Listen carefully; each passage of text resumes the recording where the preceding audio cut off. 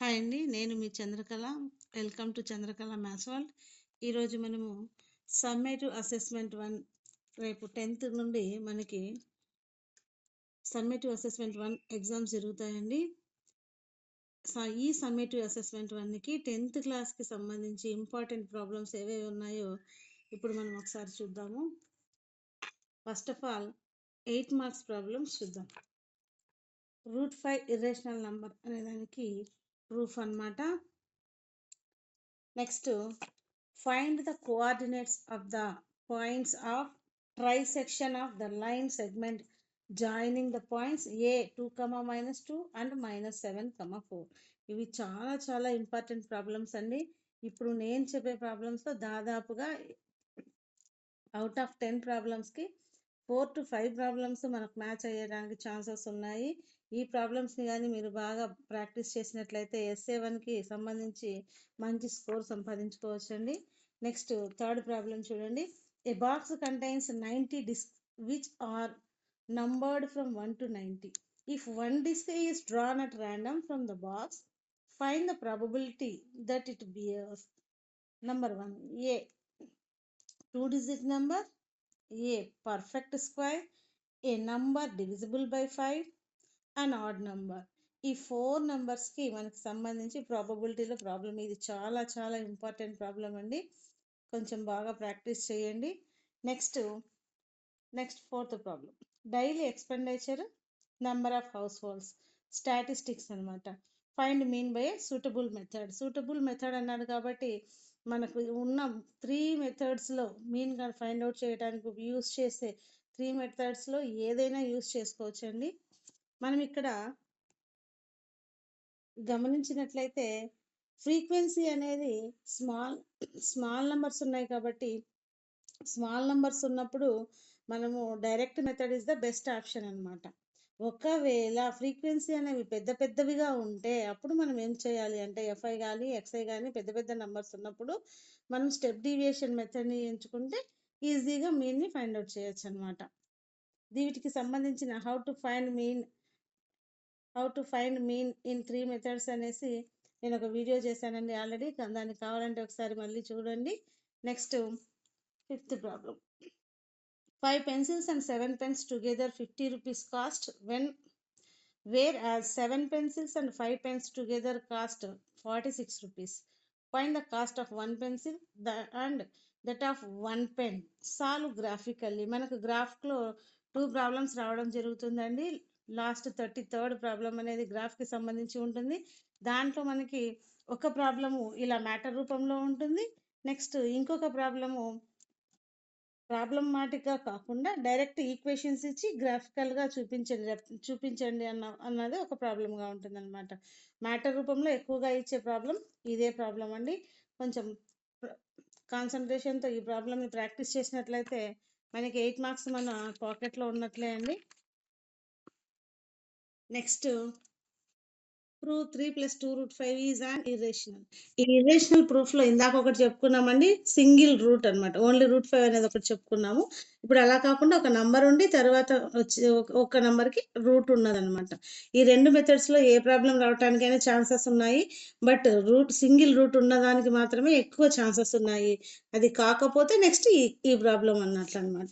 Next ABCD is a trapezium in which AB is parallel to DC and its diagonals intersect each other at the point O. Show that AO by BO equals to CO by DO. Next, one card is drawn from a well-shuffled deck of 52 cards.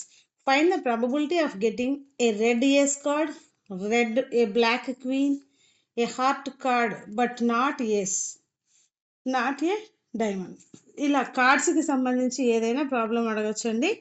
అవి red face cards అని, లేదంటే Jack అంటే ఏంటి, heart అంటే ఏంటి, heart పైన కానీ ఏసుల పైన కానీ స్పేడ్స్ పైన కానీ ఏవైనా కార్డ్స్కి సంబంధించిన ప్రాబ్లం అయితే వస్తుందన్నమాట. నెక్స్ట్ మీడియన్కి సంబంధించి ఒక ఇంపార్టెంట్ ప్రాబ్లం. ఇది కూడా చాలాసార్లు అడిగిన ప్రాబ్లం అండి. 1 to 4, 4 to 7, 7 to 10, 10 to 13, 13 to 16, 16 to 19. Frequency ఏమో 6, 30, 40, 16, 4, 4. దీనికి మీడియన్ ఫైండ్ అవుట్ చేయాలి. Next, in what ratio does the point minus 4 comma 6 divide the line segment joining the points a minus 6 comma 10 and b 3 comma minus 8? మనకు coordinate జామెట్రీలో 99% అనేది compulsory trisection formula పైన base చేసుకునే question ఉంటుందండి. కాబట్టి ఇది 10 ప్రాబ్లమ్స్ని ఇప్పుడు నేను మీకు చెప్పిన 10 ప్రాబ్లమ్స్ని కానీ మీరు ప్రాక్టీస్ చేసినట్లయితే అవుట్ ఆఫ్ 10లో మనకి 4 ప్రాబ్లమ్స్ రావటానికి ఛాన్స్ ఉందండి.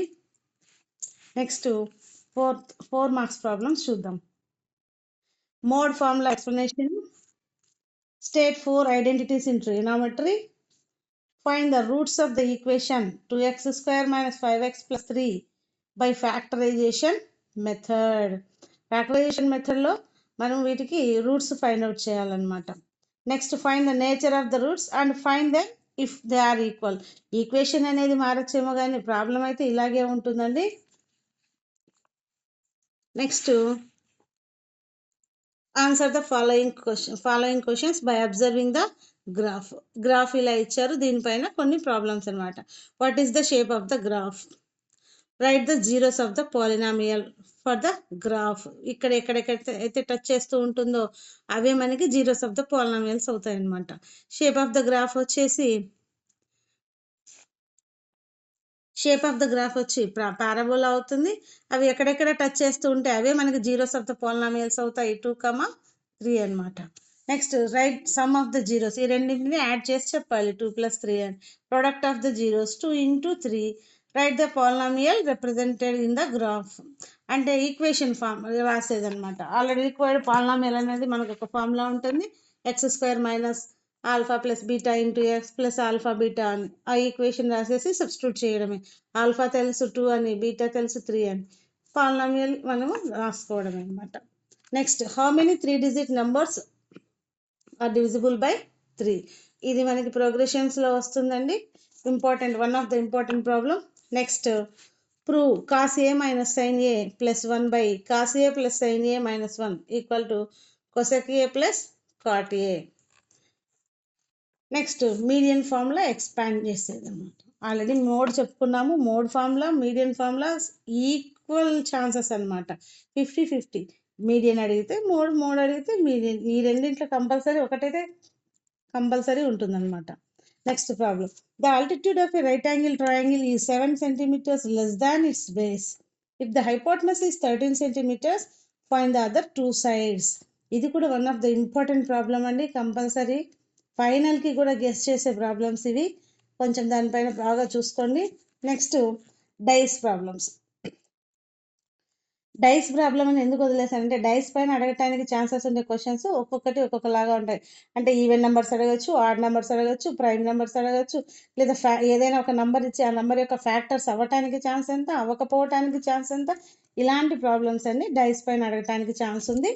నెక్స్ట్ కాయిన్లో కూడా 2 times టాస్ చేసేకి 3 times టాస్ చేసేకి ప్రాబ్లమ్స్ ఉన్నాయన్నమాట.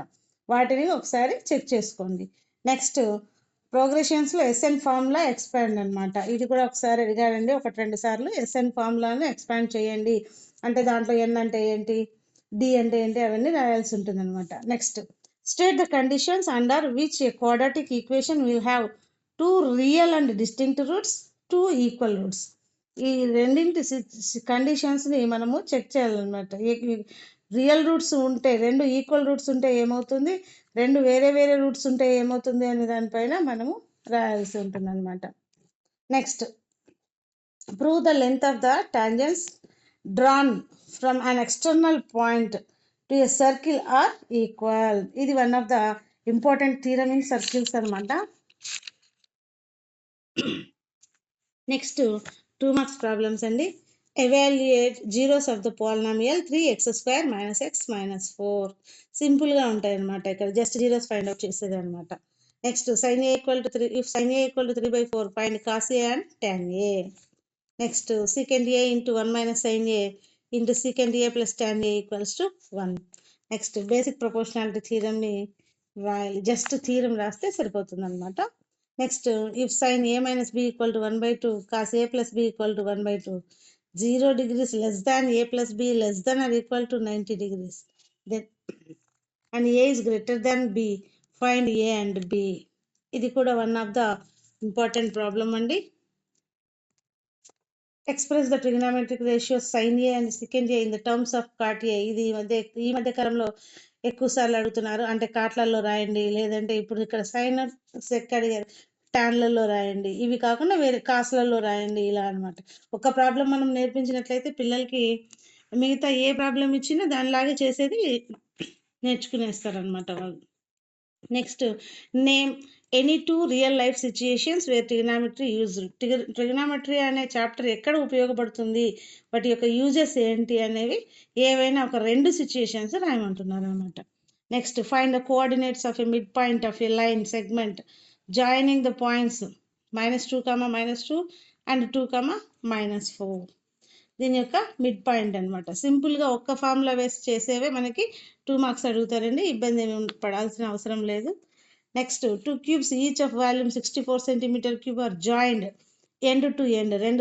రెండు క్యూబ్స్ని జాయిన్ చేశారు. Then find the total surface area of the resulting cuboid అనమాట. ఇది కూడా one of the important problem.